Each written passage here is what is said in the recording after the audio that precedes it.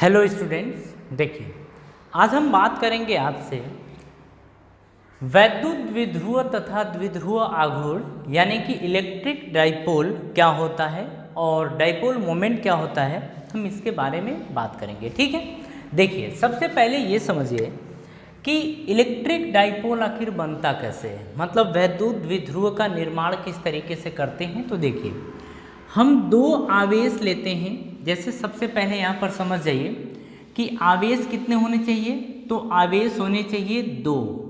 आवेश कितने होने चाहिए? दो। ठीक है, और अगर इनके परिमाण की बात करें, दोनों आवेशों के परिमाण की बात करें तो परिमाण होने चाहिए समान। परिमाण कैसा होना चाहिए? समान। कहने का मतलब है कि अगर एक आवेश Q है तो दूसरा भी Q होना चाहिए। ठीक है, यहीं पर अगर हम बात करें इनके प्रकृति की, तो इनकी प्रकृति होती है विपरीत। प्रकृति कैसी होनी चाहिए? विपरीत। हाँ, ये मतलब हम ये बोल रहे हैं कि परिमाण समान होना चाहिए लेकिन प्रकृति कैसी होनी चाहिए? विपरीत होनी चाहिए। अब यहाँ पर समझिए, दोनों आवेशों को कुछ दूरी पर रख देते हैं। एक आवेश A बिंदु पर, दूसरा आवेश B बिंदु पर, ऐसे हम रख देते हैं। और इस बिंदु पर आवेश Q है तो इस बिंदु पर आवेश -Q होगा तभी, और इन दोनों के बीच की दूरी मान लेते हैं 2a के बराबर है, तो ये हो गया द्विध्रुव। मतलब ये आपका वैद्युत द्विध्रुव का निर्माण हो गया है। तो ये जो बना हुआ निकाय यानी कि सिस्टम है ना, इस निकाय को ही अपन बोलते हैं वैद्युत द्विध्रुव। इसको हम बोलते हैं वैद्युत द्विध्रुव या इलेक्ट्रिक डाइपोल, अपन ये बोलते हैं। ठीक है, अब इसके बाद हम बात करते हैं, ये तो आपको समझ में आ गया कि अगर वैद्युत द्विध्रुव का निर्माण करना है अपने को तो दो आवेश लेंगे, दोनों आवेशों का परिमाण समान होगा लेकिन उनकी प्रकृति कैसी होगी? विपरीत। बात समझ में आ गई? ये तो हो गया। इसके बाद हम बात करेंगे कि आखिर द्विध्रुव आघूर्ण होता क्या है। तो देखिए, सॉरी इसको मिटाना नहीं था लेकिन ठीक है, चलिए कोई नहीं। अब हम बात करेंगे, जैसे यहाँ पर ये था, ये Q था और ये आपका -Q था। इस तरीके से आप ले लीजिए, अभी कोई दिक्कत नहीं है। एक्चुअली रियलिटी में मतलब हम अपने बुक के हिसाब से लेते हैं तो ऐसे लेना होता है, पहले माइनस बाद में प्लस लेते हैं। कुल मिला के इससे कोई ज़्यादा मतलब नहीं होता है। दोनों के बीच की दूरी 2a ये लेते हैं, ये B पॉइंट है, ये आपका A पॉइंट है। यहाँ पर कहानी समझिएगा, हम ये कहते हैं अब कि आखिर द्विध्रुव आघूर्ण होता क्या है। द्विध्रुव आघूर्ण जिसको हम प्रदर्शित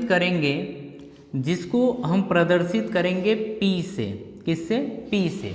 ठीक है, अब यहाँ पर समझिएगा, जो वैद्युत द्विध्रुव या जो द्विध्रुव आघूर्ण होता है, द्विध्रुव आघूर्ण जो होता है वो होता है आपका, इनमें से कोई एक आवेश आप ले लेंगे, कोई एक आवेश गुणे फिर दोनों आवेशों के बीच की दूरी।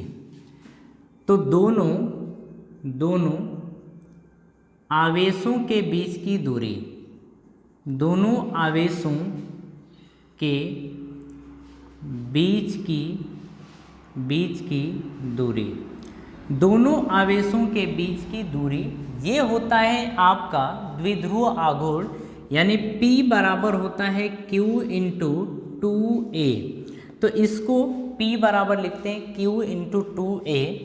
अब एक बात आपके ध्यान रखिएगा, यहाँ पर देखिए ये आपका आ गया द्विध्रुव आघूर्ण। तो आप याद रखेंगे कि द्विध्रुव आघूर्ण बराबर होता है Q इंटू 2a, ये होता है। ठीक है, अब यहाँ पर ये बात अपने को ध्यान रखनी है कि द्विध्रुव आघूर्ण जो है ना, या हाँ, यह एक सदिश राशि होती है। कैसी राशि है? सदिश राशि है। ये बात आपको ध्यान रखनी है कि द्विध्रुव आघूर्ण एक सदिश राशि है। एक बात और आपको याद रखना है, इसे भी आप स्टैंडर्ड पॉइंट के रूप में ले सकते हैं कि द्विध्रुव आघूर्ण की दिशा, द्विध्रुव आघूर्ण की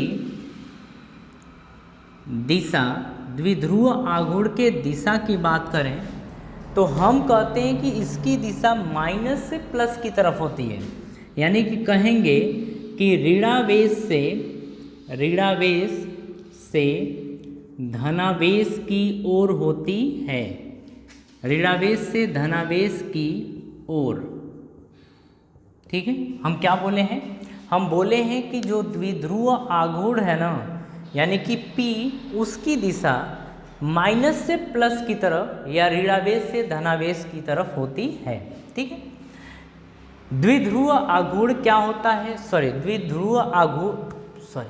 वैद्युत द्विध्रुव का निर्माण कैसे होता है, द्विध्रुव आघूर्ण क्या होता है, इन चीज़ों को हम समझ गए तो अब आप लोग कंफ्यूज मत होना है। ठीक है ना, हम सारी चीज़ों को एक एक करके सीखेंगे, समझेंगे, फिर हम इसके बाद आपको न्यूमेरिकल्स भी सब करा देंगे। ठीक है, तो इतनी बातें आपको ध्यान रखना है। तो अब हम आपसे मिलते हैं नेक्स्ट टॉपिक में। ठीक है, तो धन्यवाद।